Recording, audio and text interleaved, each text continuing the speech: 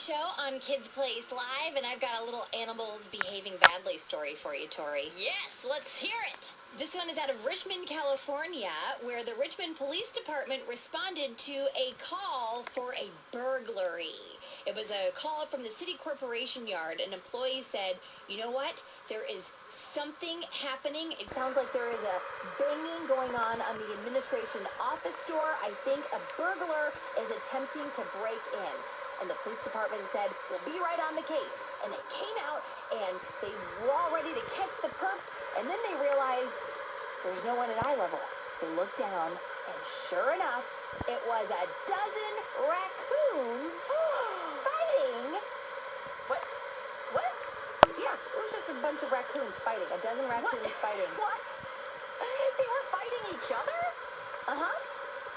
And banging on the door, and and then the police came and they broke up the raccoon invasion, and then all of the raccoons, except for one, fled the scene. The other one just hung out, was like, what's up, guys? What's happening here? And they were hanging out by the, what kind of city administration? Some administration building, yeah. They were just fighting. It was just fighting raccoons. You know, not what you think it is. It's one of those stories. I've never seen more than one raccoon at a time. Really? Are they generally solitary animals, or do they hang out in a pack? No, I don't think they're solitary animals. I think they're social animals. Every time I see a raccoon, it's alone. If I saw 10 raccoons together, I would be like, whoa. Raccoons work together. They're mischief makers. They work together to create mischief and havoc. So there you go. Just when you think there's some burglars, it's just a dozen raccoons knocking on your door. Mindy, do you know what a group of raccoons is called? I don't. What is it? A nursery.